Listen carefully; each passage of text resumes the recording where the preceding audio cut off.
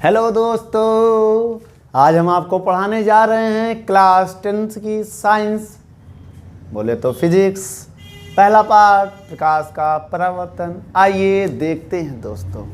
तो पहले हेडिंग है प्रकाश। प्रकाश क्या है दोस्तों? इसकी परिभाषा, प्रकाश एक प्रकार की ऊर्जा है। प्रकाश एक प्रकार की ऊर्जा है जो अंधेरे में हमें किसी वस्तु को देखने के लिए हमारी सहायता करती है। प्रकाश एक प्रकार की ऊर्जा है जो अंधेरे में हमें किसी वस्तु को देखने के लिए हमारी आंखों को संवेदना करता है। स्क्रीन पर लिखी है, आप देखकर नोट कर लें। ठीक है। अब इसके बाद दूसरी हेडिंग है प्रकाश का परावर्तन। प्रकाश का परावर्तन। दोस्तों, प्रकाश का परावर्तन क्या है? इसकी डेफिनेशन आपके स्क्रीन पर है, आप उसको देखकर नोट कर लें और हम आपको समझा रहे हैं, पहले समझ लीजिए। आइए बताते हैं हम आपको। जैसे मेरे पास कोई चमकीला पृष्ठ है, चमकदार पृष्ठ है। बहुत ध्यान से समझिएगा। ये पृष्ठ का हमने नाम दे दिया M1 M2। ठीक दोस्तों, जब कोई प्रकाश किसी चिकने पॉलिशदार तल पर गिरता है, जब प्रकाश किसी चिकने पॉलिशदार तल पर गिरता है, ठीक दोस्तों, जैसे मान लिया A है, B है, C है। जब कोई प्रकाश किसी पॉलिशदार चिकने तल पर गिरता है तो उसका अधिकांश भाग उसी माध्यम में वापस लौट जाता है। दोस्तों, ये पहला माध्यम है। क्या इधर पहला माध्यम? दोस्तों, इधर दूसरा माध्यम है। क्या इधर दूसरा माध्यम, जिसे संघनन और विघनन भी कहते हैं। जब कोई प्रकाश किसी चमकदार, बेटा इसको क्या बोलते हैं? चमकदार। ये क्या है? चमकदार तल। क्या दोस्तों? ये क्या है? अभिलंब। दोस्तों, ये क्या है? अभिलंब। ये नॉर्मल है। दोस्तों, ये आपतन कोण है और ये अपवर्तन कोण है। इसे बोलते दोस्तों आपतित किरण। क्या बोलते दोस्तों? आपतित किरण। इसे बोलते परावर्तित किरण। ठीक दोस्तों, इसे बोलते आपतन कोण। आपतन कोण। यह दोस्तों परावर्तन कोण। आपतन कोण को आई से, परावर्तन कोण को आ से प्रदर्शित। जब प्रकाश किसी चमकदार चिकने तल पर आपतित होती है तो उसका अधिकांश भाग उसी माध्यम में वापस लौट जाता है। इसी घटना को प्रकाश का परावर्तन कहते हैं। दोस्तों, समझ गए? इसकी डेफिनेशन आप लिख लीजिएगा। जैसे इसके दो नियम होते हैं। प्रकाश के परावर्तन के दो नियम होते हैं दोस्तों। पहला नियम ये रहा, नियम नंबर 1। नियम नंबर 1 क्या है? देखिए, आपतित किरण और परावर्तित किरण और अभिलंब तीनों एक ही तल पर स्थित होते हैं। ये पहला नियम जो आपके स्क्रीन पर है, देख लीजिए। और दूसरा नियम क्या था? आपतन कोण सदैव परावर्तन कोण के बराबर होता है। नियम नंबर 1 देख लिया। अब नियम नंबर 2 देखिए। आपतन कोण सदैव परावर्तन कोण के क्या होता है दोस्तों? बराबर होता है। ठीक दोस्तों, यह है प्रकाश का परावर्तन। चलिए दोस्तों, प्रतिबिंब क्या होता है? प्रतिबिंब, जब हम दर्पण के सामने किसी वस्तु को रखते हैं, जब हम दर्पण बोले तो शीशे के सामने किसी वस्तु को रखते हैं तो उस शीशे में उस वस्तु की एक आकृति बन जाती है। समझ गए? जब हम किसी वस्तु को किसी दर्पण के सामने रखते हैं तो उस दर्पण में उस वस्तु की आकृति बन जाती है। उसी आकृति को हम प्रतिबिंब कहते हैं। क्या कहते हैं दोस्तों? प्रतिबिंब। समझिए, ये प्रतिबिंब कैसे भी हो सकती है, वास्तविक या आभासी वगैरह वगैरह। क्या है परिभाषा? आप स्क्रीन पर देख लीजिए। उसके बाद प्रतिबिंब कितने प्रकार की होती है दोस्तों? प्रतिबिंब 2 प्रकार की होती है, एक वास्तविक प्रतिबिंब, दूसरी आभासी प्रतिबिंब। वास्तविक प्रतिबिंब क्या होती है दोस्तों? आप स्क्रीन पर देख के नोट कर लें, उसके बाद हम समझा रहे हैं। सुनिए दोस्तों, यदि किसी बिंदु वस्तु से चलने वाली प्रकाश की किरण परावर्तन के बाद किसी बिंदु पर वास्तव में मिलती है तो वास्तविक प्रतिबिंब बनता है। आभासी प्रतिबिंब क्या होता है दोस्तों? यदि किसी बिंदु वस्तु से चलने वाली प्रकाश की किरण परावर्तन के बाद किसी दूसरे बिंदु पर आती हुई प्रतीत होती है तो उसे आभासी प्रतिबिंब कहते हैं। ठीक दोस्तों, नोट कर लीजिए दोनों प्रतिबिंब।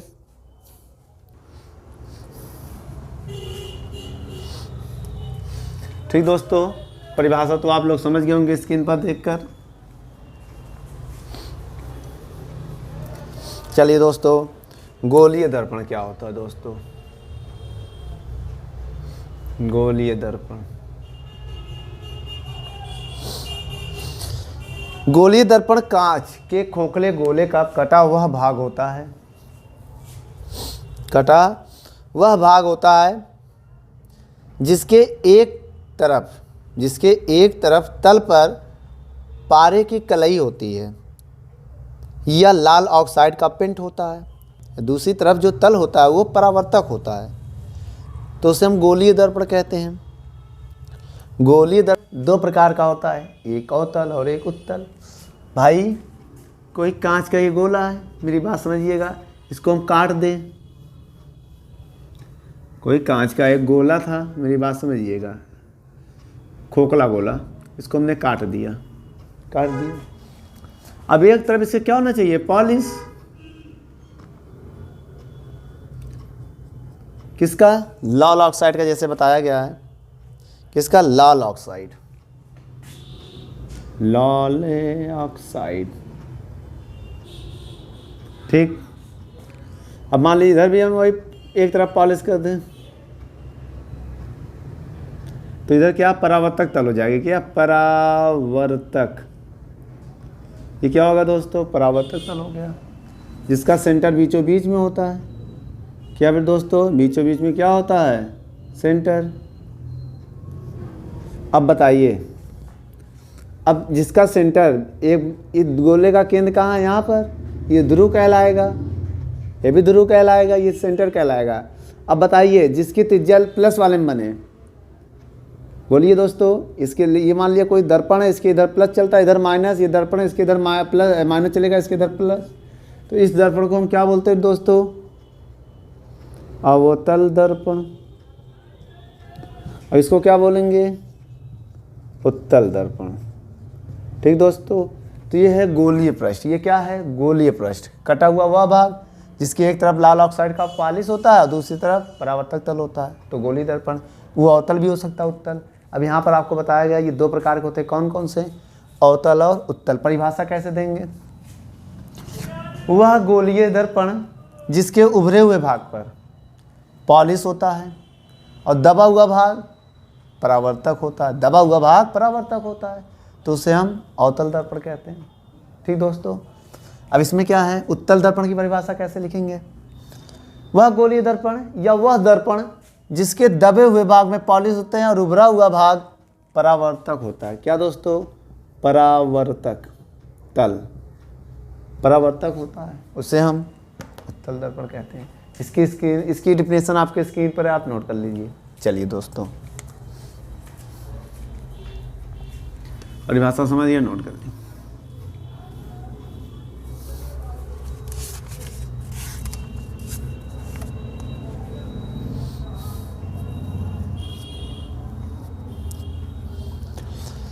दोस्तों आइए हम गोलीय दर्पण से संबंधित कुछ आपको परिभाषा लिखवाते हैं। ठीक दोस्तों, समझा देंगे। स्क्रीन पर डिफिनेशन आपको लिखी मिलेगी, आप वीडियो को रोककर डिफिनेशन नोट कर सकते हैं। ठीक है दोस्तों, आइए। जैसे मेरे पास कोई किसी एक प्रकार का दर्पण हम लेते, कोई एक प्रकार का दर्पण ले लिया हमने, अवतल ले लिया। ये कोई दर्पण है, मेरी बात समझिएगा दोस्तों। ये ध्रुव होता है। क्या होता है दोस्तों? इसको ध्रुव बोलते हैं। क्या बोलते हैं? ध्रुव। दोस्तों ये केंद्र है, उसे वक्रता केंद्र भी बोलते हैं। ठीक दोस्तों, ये फोकस होता है। क्या होता है दोस्तों? फोकस, जिसे मुख्य फोकस कहते हैं, मुख्य फोकस। ठीक दोस्तों, पहली परिभाषा आ गई किसकी? वक्रता त्रिज्या की अगर परिभाषा आ गई। पहली परिभाषा क्या है बेटा? वक्रता त्रिज्या। किसकी परिभाषा क्या लिखेंगे? देखो दोस्तों, वक्रता त्रिज्या को हम लोग आर से प्रदर्शित करते हैं। ध्यान दीजिए, किसी दर्पण के ध्रुव वक्रता केंद्र के बीच की दूरी को, किसी दर्पण के ध्रुव वक्रता केंद्र के बीच की दूरी को वक्रता त्रिज्या कहते हैं। इसे आर से प्रदर्शित करते हैं, जो इस डिफिनेशन आपके स्क्रीन पर है, नोट कर लीजिए। दूसरी परिभाषा समझ में आया दोस्तों? क्यों? वक्रता त्रिज्या क्या है देख लीजिए, नोट कर लीजिए। चलिए दूसरी हेडिंग, इस बार हम हेडिंग बता रहे हैं ध्रुव। दोस्तों ध्रुव क्या है? ध्रुव बोले तो इसकी परिभाषा, ध्रुव की परिभाषा बताइए। कॉपी बना लीजिए, कॉपी में नोट करिए मेरी वीडियो को देखते हुए, ठीक है। पहले क्या था? वक्रता त्रिज्या, परिभाषा बता चुके हैं। दूसरी हेडिंग ध्रुव, इसकी परिभाषा कैसे लिखेंगे? आइए। दर्पण का वह मध्य बिंदु, दर्पण का वह मध्य बिंदु दर्पण का ध्रुव कहलाता है। दर्पण का मध्य बिंदु दर्पण का ध्रुव कहलाता है, जिसे हम पी से प्रदर्शित करते हैं। डिफिनेशन आपके स्क्रीन पर नोट कर लीजिए। दर्पण के बीच वाले पॉइंट को हम दर्पण का ध्रुव कहते हैं दोस्तों। आइए वक्रता केंद्र, अब इसके बाद आइटम क्या है? वक्रता केंद्र। कैसे लिखेंगे इसकी डिफिनेशन? गोले का वह केंद्र, गोले का वह केंद्र जिसका दर्पण एक भाग होता है, तो उसी केंद्र को हम वक्रता केंद्र कहते हैं। जैसे ये देखो भाई, गोला बहुत बड़ा होगा, गोला क्या होगा? गोले का केंद्र ही तो है ये, उसका एक भाग काट दिया गया, हटा दिया गया। तो गोले का वह केंद्र जिसका दर्पण एक भाग होता है, उसी केंद्र को हम वक्रता केंद्र कहते हैं। ठीक दोस्तों, इसे सी से प्रदर्शित करते हैं। वक्रता केंद्र क्या कहलाएगा? ये वाला पॉइंट। ठीक, चलिए आगे परिभाषा लिखेंगे हम। मुख्य अक्ष, मुख्य अक्ष। अब इसमें क्या लिखेंगे बेटा? वह रेखा जो वक्रता केंद्र और ध्रुव से होकर जाती है, वह रेखा जो वक्रता केंद्र और ध्रुव से होकर जाती है, उसे हम दोस्तों मुख्य अक्ष कहते हैं। आइए, इसे हम क्या कहेंगे दोस्तों? इस लाइन को क्या कहेंगे हम? मुख्य अक्ष। समझ गए दोस्तों? वह रेखा जो वक्रता केंद्र और ध्रुव से होकर जाती है, उसे हम मुख्य अक्ष कहते हैं। ठीक दोस्तों, आइए अगली हेडिंग।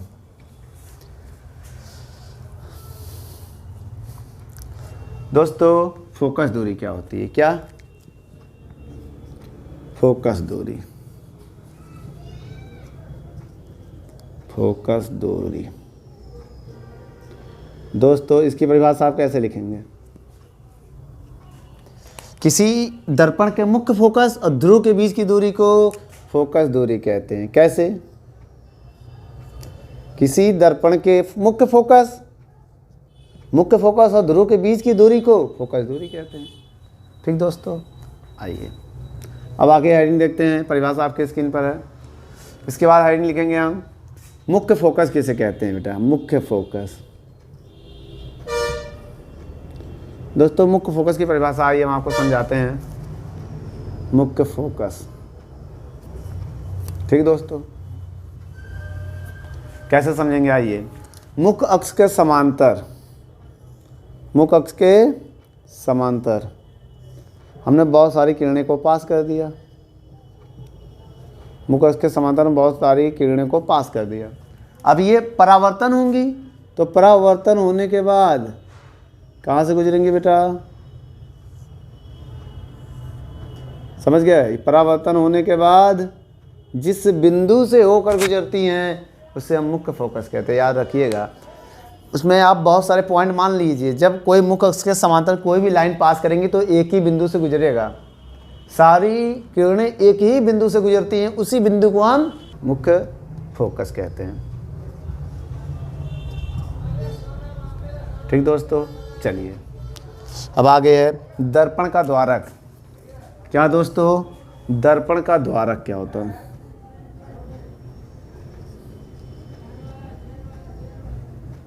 द्वारक दोस्तों, दर्पण का द्वारक क्या होता है, आइए जानते हैं।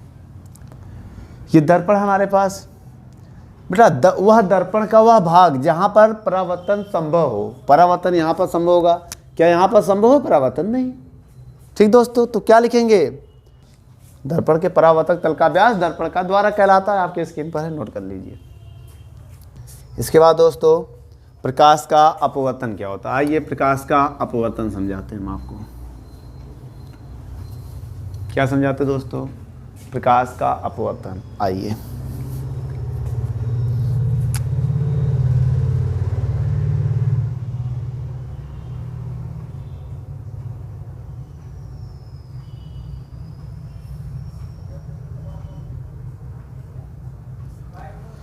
दोस्तों, प्रकाश का अपवर्तन क्या होता है? सुनिए, जब कोई प्रकाश की किरण एक माध्यम से दूसरे माध्यम में जाती है, देखिए ये एक मेरे पास माध्यम है, यहाँ पहला माध्यम है, पहला माध्यम, यार कोई दूसरा माध्यम हमने मान लिया। क्या है दोस्तों? यार मैं दूसरा माध्यम मान लिया। बहुत ध्यान समझिएगा, ये एक माध्यम है, ठीक, कांच का। ये मान लिया कांच की प्लेट है, इधर ये नीचे वाला पूरा कांच मान लिया, ऊपर वाला एयर मान लिया। जब कोई प्रकाश एक माध्यम से दूसरे माध्यम में जाती है, ये समझिए दोस्तों, जब कोई प्रकाश एक माध्यम से दूसरे माध्यम में जाती है, जब कोई प्रकाश एक माध्यम से दूसरे माध्यम में जाती है तो उसकी दिशा और चाल बदल जाती है। मतलब वो अपने मार्ग से विचलित हो जाती है। जात सीधी रही थी, मुड़ गई, अपने मार्ग से विचलित हो गई। इसी घटना को हम प्रकाश का अपवर्तन कहते हैं। क्या कहते हैं दोस्तों? ये अभिलंब है, अभिलंब। बेटा आपतित किरण, ये क्या है? क्या दोस्तों? आपतित किरण। यह है अपवर्तित किरण, अपवर्तित। दोस्तों अभिलंब के साथ आपतित किरण हमेशा आई एंगल बनाता है और अपवर्तित किरण हमेशा आर एंगल बनाती है। ठीक दोस्तों, इसका क्या नाम है? आपतन कोण। इसका क्या नाम है दोस्तों? अपवर्तन कोण। ठीक दोस्तों, चलिए डिफिनेशन आप स्क्रीन पर लिखिए, नोट कर लीजिए जरा। ये इसके कुछ नियम, प्रकाश के परावर्तन का नियम क्या है बताइए। पहला नियम वही जो परावर्तन में था, आपतित किरण, अभिलंब और अपवर्तित किरण तीनों एक ही तल पर स्थित होते हैं। तीनों एक ही तल पर स्थित होते हैं दोस्तों। तो आप इसको ओ ए बी मान सकते हैं लाइन को।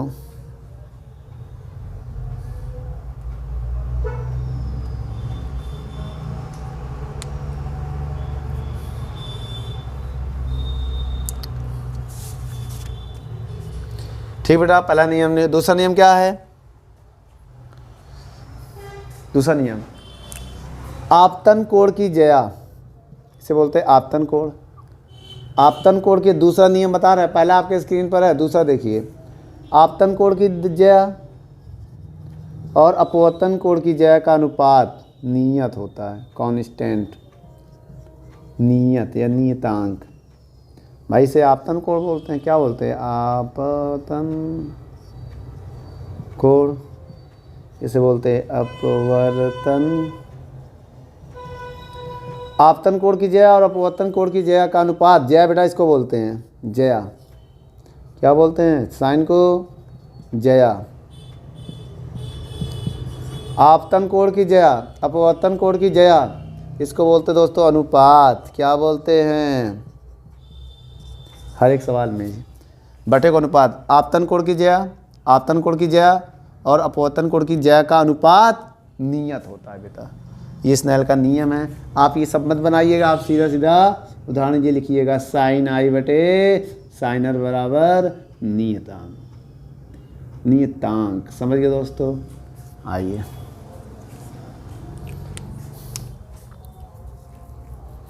दोस्तों, अब हम आपको दिखाने जा रहे हैं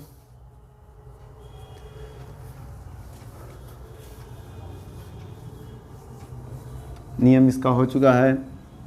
दोस्तों हम आपको क्या बताने जा रहे हैं, हम आपको बताने जा रहे हैं अपवर्तनांक और चाल में संबंध। अपवर्तनांक और चाल में संबंध।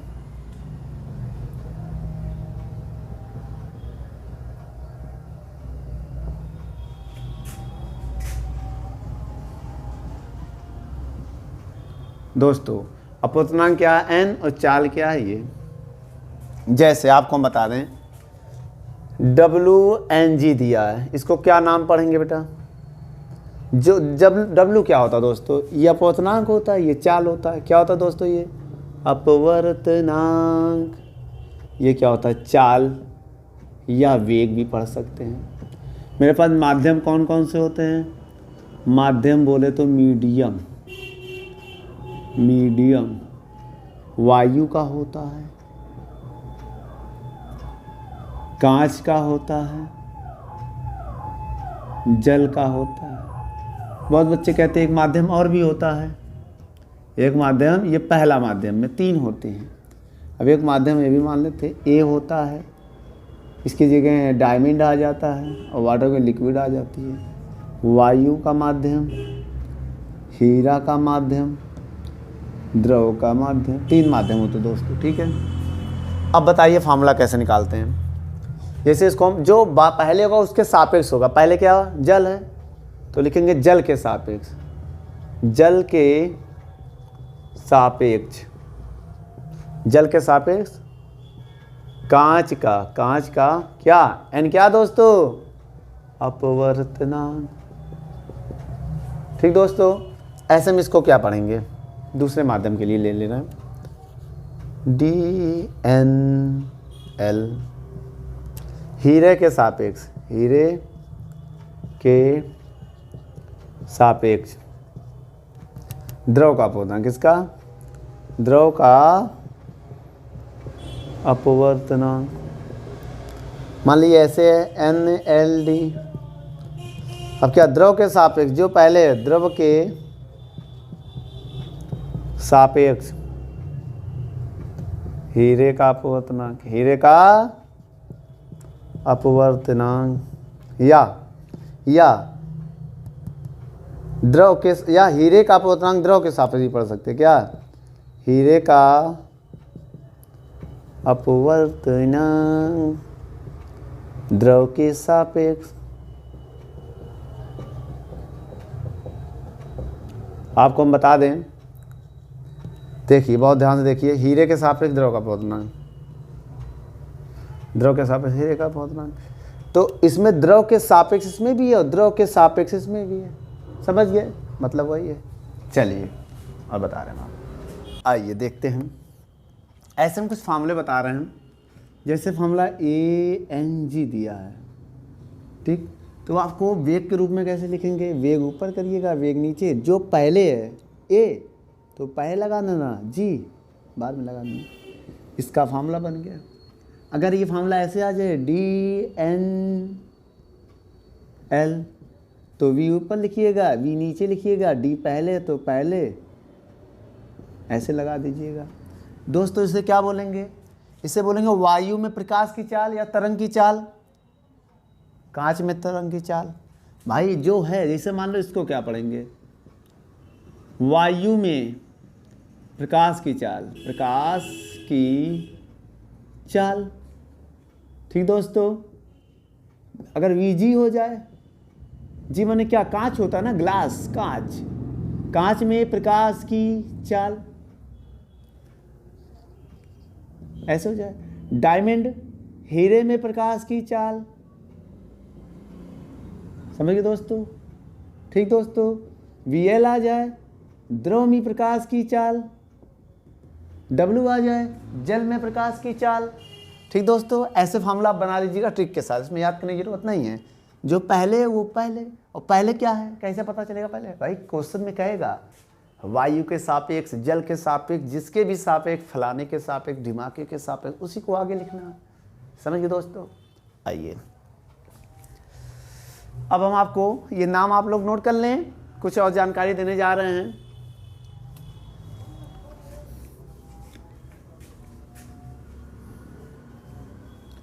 ठीक, अब हम आपको अपवर्तनांक और अपवर्तनांक में संबंध बताएंगे। किसमें? अपवर्तनांक और अपवर्तनांक। सर अपवर्तनांक और अपवर्तनांक में कैसे संबंध? भाई अपवर्तनांक जो होगा कोई वायु के सापेक्ष होगा अपवर्तनांक, कांच का अपवर्तनांक होगा, कहीं द्रव का अपवर्तनांक होगा, कहीं किसी और का अपवर्तनांक होगा। तो उन सब में संबंध कैसे बनाते हैं? आइए, जैसे आपको फार्मूला दिया ANG, तो ये पहले मीडियम से मैच कर रहा है। देखिए 3 है, A है, G है, W नहीं है। तो आप क्या करेंगे? W लिखेंगे, N लगाएंगे, W लिखेंगे, N लगाएंगे। जो पहले है, जो आखिरी में है, इसमें याद रखना, इसमें अपवर्तनांक में जो आखिरी में वो पहले लगा देना, और जो पहले वो बाद में लगा देना। समझ गए दोस्तों?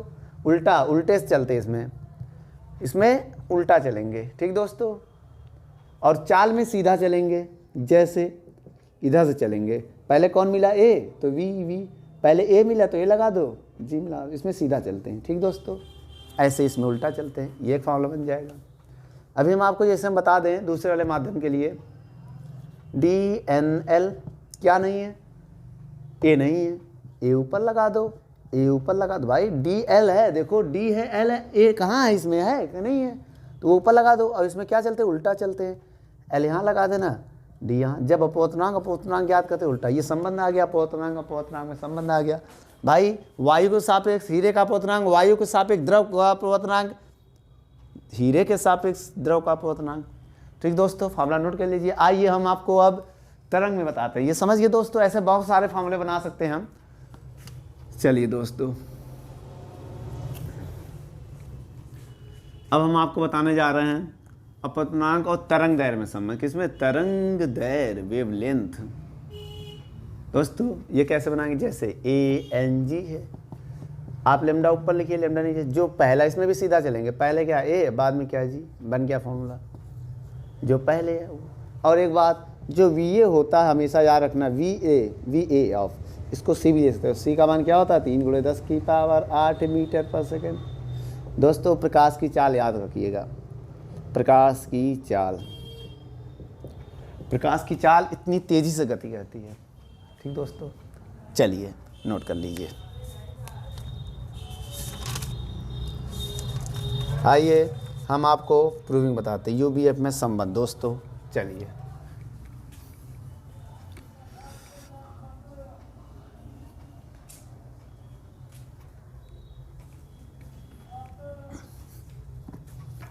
दोस्तों आइए हम आपको प्रूविंग बताने जा रहे हैं लेंस के लिए UVF में संबंध। चलिए देखते हैं। लेंस के लिए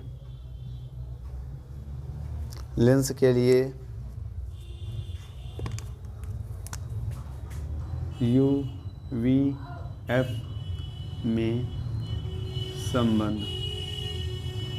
दोस्तों हम आपको एक बात बता दें,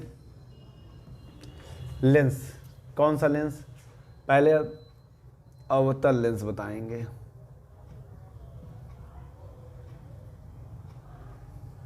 ठीक दोस्तों, आइए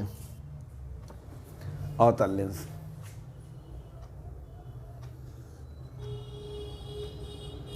लेंस बहुत मोटा बन रहा है, थोड़ा पतला कर लिया जाए। ये लेंस है दोस्तों। क्या दोस्तों? लेंस के लिए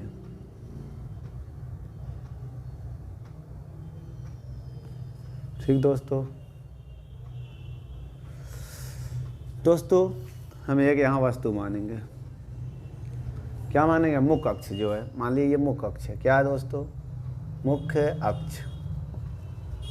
ठीक दोस्तों, हम यहाँ वस्तु रख दिए रहे, O डैश। क्या रख दिया है दोस्तों?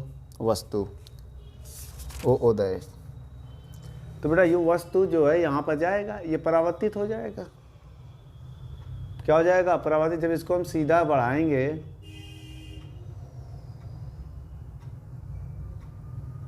यहाँ कहीं काटेगा, और जहाँ काटेगा वहाँ क्या बनेगा, जहाँ से गुजरेगा वहाँ फोकस होगा। क्या होगा दोस्तों, अब दूसरी लाइन इसके केंद्र से गुजारेंगे, कहाँ से दोस्तों, केंद्र से, सीधा निकाल गया, इसको मिला दिया। अब ये जो कटा ये बना आई आई डैश, आई डैश। ये वस्तु की दूरी यू होती है, फोकस दूरी एफ होती है, प्रतिबिंब की दूरी वी होती है दोस्तों। इधर माइनस चलता है इधर प्लस चलता है, तो सारी वैल्यू किस में आएगी, माइनस में। आइए एक त्रिभुज उठाते हैं, त्रिभुज ओ डैश सी, सेंटर को क्या मान लो, सी मान लो दोस्तों, इस पॉइंट को क्या मान लो, सी। ओ डैश सी, और देखो पहले वाला त्रिभुज जो लिया है ओ डैश सी, उसी में एक छोटा त्रिभुज है आई डैश सी, क्या है दोस्तों, समरूप है। क्या है दोस्तों, समरूप। तब लंब में लंब का भाग देंगे, आधार में आधार का भाग देंगे। पहले वाले त्रिभुज का लंब क्या है, क्या दोस्तों, वस्तु है। लंब क्या है, ओ डैश। दूसरे वाले का लंब क्या है दोस्तों, आई डैश। पहले वाले त्रिभुज का आधार क्या है दोस्तों, ओ सी। दूसरे वाले त्रिभुज का आधार क्या है दोस्तों, आई सी। अब ओ डैश को आई डैश को समीकरण एक मान ले दोस्तों। चलिए अब ऐसे त्रिभुज, एक त्रिभुज और लेंगे हम इधर वाला, इसको पॉइंट को ए मान लेंगे। क्या मान लेंगे दोस्तों, इस पॉइंट को ए। तो बड़ा त्रिभुज बन रहा है, देखिए एफ ए सी, त्रिभुज एफ ए सी, और त्रिभुज आई डैश एफ क्या हैं, समरूप है। क्या है, समरूप है। लंब में लंब का भाग देंगे, आधार में आधार का भाग देंगे। आइए यहाँ देखते हैं। पहले वाले त्रिभुज का लंब है ए सी, दूसरे वाले त्रिभुज का लंब है आई डैश। ठीक, पहले वाले त्रिभुज का आधार है एफ सी, भाई आधार यही तो होगा त्रिभुज का। छोटा सा त्रिभुज बना उसका आधार क्या है, एफ आई। ठीक दोस्तों, फिर समझो। पहला त्रिभुज ये है ओ डैश सी, इसका लंब क्या है, ओ डैश। अब इसी में एक छोटा सा त्रिभुज बना जिसका लंब क्या है, आई डैश। भाग दिया, लंब में लंब का भाग दिया। अब आधार में आइए, पहले वाले त्रिभुज का आधार ये है, ठीक, आधार में आधार का भाग दे दिया आई सी का। ठीक, ऐसे हमने त्रिभुज अब इधर का ले लिया एक एफ ए सी, और उसी में एक छोटा जिसका नोक सेम हो। पहले वाले त्रिभुज में पहले वाले का नोक सेम था, बाद वाले त्रिभुज के बाद वाले त्रिभुज का नोक सेम हो, उसी पहचानेंगे हम। तो लंब में लंब का भाग दे दिया, ए सी का लंब था, आई डैश लंब में लंब का भाग दे दिया। आधार पहले वाले त्रिभुज का क्या था, एफ सी था, और उसमें छोटे वाले त्रिभुज का एफ आई का भाग दे दिया। ठीक दोस्तों, अब बताइए जो ए सी है वो ओ डैश के बराबर होगा। कैसे, ए सी जो होगा ओ डैश के बराबर होगा। मुख्य अगर कोई दो लाइन पैरेलल है तो उनकी बीच की दूरी बराबर होती है दोस्तों। अब इसको हम क्या लिख लेंगे, बराबर। तो लिख दो ओ डैश बटे आई डैश, एफ सी बटे एफ आई। समीकरण 2 दोस्तों, समीकरण 1 व 2 से, समीकरण 1 व 2 से दोस्तों। समीकरण 1 का लेफ्ट हैंड कैसा है, सेम है। राइट हैंड क्या हो जाएगा, बराबर ओ सी बटे आई सी, एफ सी बटे एफ आई। ओ सी कहाँ दोस्तों, आइए ओ सी ये देखो है, इधर माइनस चलता है ओ सी की दूरी क्या है, यू है, तो माइनस यू ले लेंगे। आई सी क्या दोस्तों, आई सी के बीच की दूरी वी है। माइनस क्यों ले रहे हैं, क्योंकि बेटा माइनस वाले डायरेक्शन में है, सारी वैल्यू माइनस में लेंगे। F C minus F I ये दोस्तों देखिए, एफ आई का ये मान निकालते हैं। कैसे निकालेंगे एफ आई दोस्तों, एफ आई है ना, एफ आई को हमने लिख दिया एफ सी। क्या लिख दिया हमने, कितना बढ़ा दिया, पहले एफ आई था, एफ आई को हमने एफ सी लिख दिया, हमने कितना बढ़ा दिया, आई सी बढ़ा दिया। जितना हमने बढ़ाया उतना हम घटा देता, बात तो वही पड़ेगी ना।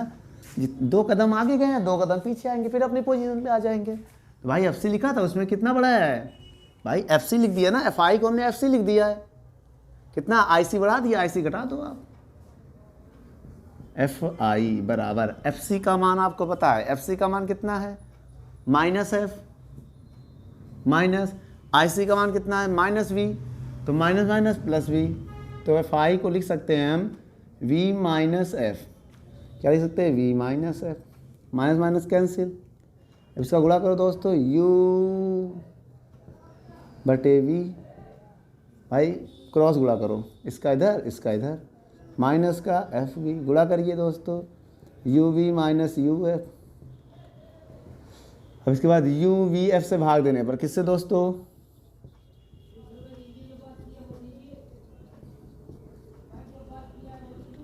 यू वी एफ से भाग देते, आइए, U V minus U F minus F V, कैसे भाग देंगे? U V F U V F U V F, दोस्तों एफ से एफ, वी से वी, एफ से एफ, यू से यू, वी से वी, कट गया दोस्तों। बचा क्या बताइए? 1/f बचा, क्या बचा? v बचा केवल, माइनस का 1/v बराबर माइनस का 1/u। दोस्तों v को उधर भेज दो, 1/f बराबर 1/v माइनस 1/u, माइनस में था उधर जाके प्लस हो गया दोस्तों। ये आ गया संबंध। f क्या दोस्तों? फोकस दूरी। क्या दोस्तों? फोकस दूरी। v क्या है? प्रतिबिंब की दूरी। क्यों दोस्तों? v क्या है? प्रतिबिंब की दूरी। u क्या है दोस्तों? वस्तु की दूरी। नोट कर लो दोस्तों,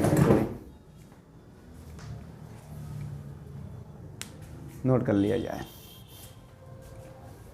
आइए अब हम अवतल लेंस के लिए बताते हैं। किसके लेंस के लिए दोस्तों? अवतल लेंस के लिए।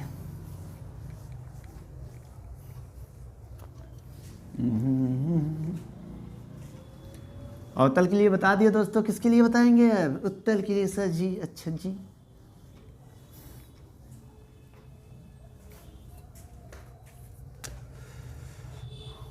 उत्तल लेंस। कौन सा लेंस दोस्तों? उत्तल लेंस। आइए एक हम बड़ा सा लेंस बनाएंगे दोस्तों, ठीक दोस्तों। ये मुख्य अक्ष है हमारा दोस्तों, टेढ़ा हो गया दोस्तों, हल्का सा टेढ़ा टेढ़ा, ठीक दोस्तों। अब हमने यहाँ एक वस्तु मान लिया, ओ डैश, क्या मान लिया दोस्तों? चलिए दोस्तों, अगर इस वस्तु को हम ऐसे भेजें सीधा, तो ये परावर्तन होकर फोकस दूरी गुजरेगी, बताया गया था भाई। यहाँ फोकस मान लो f, 2 फोकस होता है, एक ही मानो। इधर मानोगे तो f' मानना पड़ेगा। दूसरी लाइन इसके केंद्र से गुजारते हैं, कहाँ दोस्तों? चलो कोई बात नहीं, आप लोग सीधे स्केल से बनाइएगा, जहाँ भी काटे वहाँ I' दोस्तों। अब बताइए वस्तु की दूरी, ये प्राथमिक फोकस दूरी है, द्वितीयक फोकस दूरी। वस्तु की दूरी u होती है दोस्तों, हम माइनस मानते हैं, इधर माइनस चलता ना, बाद में माइनस लेना, लेकिन यहाँ लिख दे रहे माइनस। अब फोकस दूरी f, प्रतिबिंब की दूरी v, ठीक दोस्तों। आइए इसको c मान लीजिए, इसको a मान लीजिए, ठीक। त्रिभुज OC और त्रिभुज, अब इसी में का नोक देखो, नोक बड़ा सा बना, नोक सेम होना चाहिए।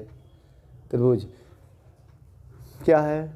CII' समरूप है। क्या है? समरूप है दोस्तों। आइए हम आपको बात बता दें, इनको हम समरूप क्यों मानते हैं पता है आपको? क्योंकि जब कोई त्रिभुज, जैसे मान लो सर्वगांसम मानते हैं, यदि किसी त्रिभुज का 2 एंगल बराबर हो, अब एक भुजा बराबर, तो उनको हम समरूप मानते हैं, ठीक दोस्तों। या 2 कोण, 2 एंगल बराबर हो, एक भुजा बराबर हो, तो समरूप मानते हैं। या 2 भुजा बराबर हो, एक कोण हो, तो हम समरूप मानते हैं। या तीनों कोण और तीनों एंगल बराबर, मतलब तीनों भुजाएं बराबर हो या तीनों कोण बराबर हो, तभी उनको हम समरूप मानते हैं। अब ये त्रिभुज देखिए, यहाँ एक एंगल 90 का बन रहा, कहीं यहाँ, इसमें भी एक 90 का बन रहा, कहीं यहाँ। अब देखिए, ये देखिए, ये चीज़, ये जो कोण होगा वही तो यही कोण होगा, तब दो कोण बराबर है तो त्रिभुज क्या हो जाएगा, सर्वगान सम होगा। अगर किसी त्रिभुज के दो कोण बराबर है तो उसके तीसरा कोण भी क्या होगा, बराबर ही होगा। ठीक दोस्तों, आइए समलंब में लंब का भाग दें। लंब क्या है, पहले त्रिभुज का ओ डैश, दूसरे त्रिभुज का लंब क्या है दोस्तों, आई आई डैश। पहले त्रिभुज का लंब भी ओ डैश, दूसरे त्रिभुज का लंब आई आई डैश।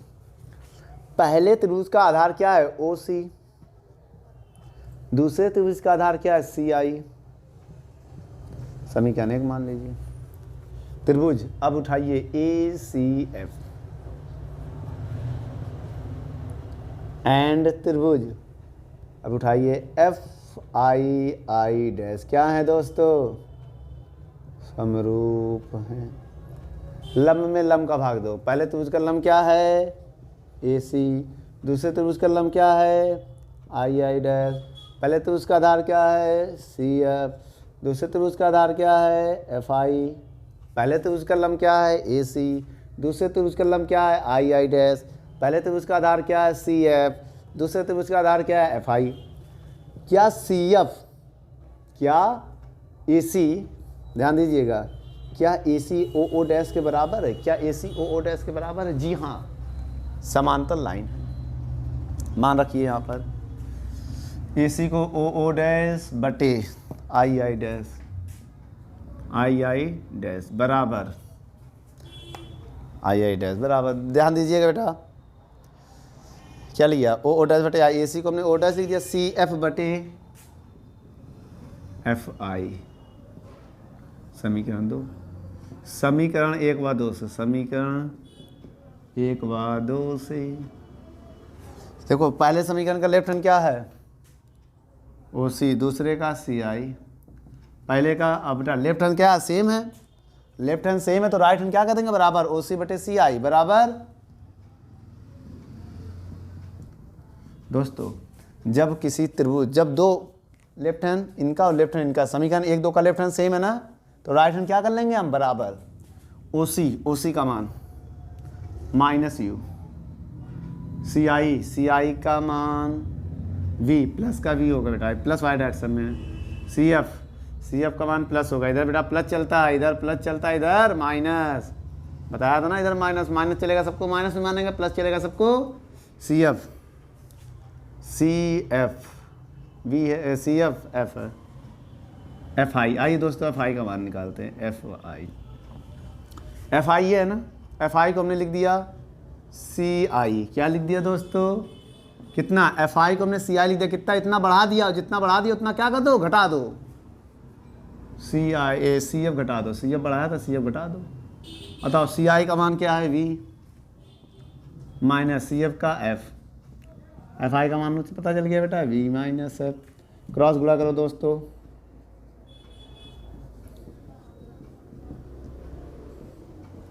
गुणा करो दोस्तों, U V plus U F V F, बेटा यू वी एफ से भाग देने पर, यू वी एफ से भाग देने पर, भाग दें बेटा, U V U F V F, किससे भाग देंगे, U V F U V F U V F, बेटा एफ से एफ, वी से वी, एफ से एफ, यू से यू, एफ से नहीं कटेगा, गलत कट गया दोस्तों, यू वी से यू वी, बचा क्या दोस्तों, माइनस का 1/f बचा, प्लस का 1/v बचा, 1/u बचा, यही तो बचा दोस्तों। एक काम करो, f को उधर भेज दो, f को उधर भेजो, या तो v को उधर भेज दो, 1/f बराबर, नोट हो गया दोस्तों, नोट कर लीजिए। यहाँ बता दे रहे बचा क्या, 1/f, ठीक दोस्तों, प्लस बराबर 1/u, f को v को उधर भेजो, माइनस 1/f, माइनस का 1/v प्लस का 1/u आएगा, माइनस को उधर भेज दो, जब माइनस को उधर भेजेंगे चिन्ह बदल जाएंगे, माइनस को उधर भेजेंगे चिन्ह बदल जाएंगे, जब चिन्ह बदल जाएंगी तो बदल दो बेटा, माइनस वाला प्लस में, प्लस वाला माइनस में, ये प्रूव हो गया दोस्तों। f क्या है, फोकस दूरी, v क्या है, प्रतिबिंब की दूरी एंड यू क्या है दोस्तों, वस्तु की दूरी। ठीक दोस्तों, आइए इस पार्ट में देखते हैं और कुछ बचा है।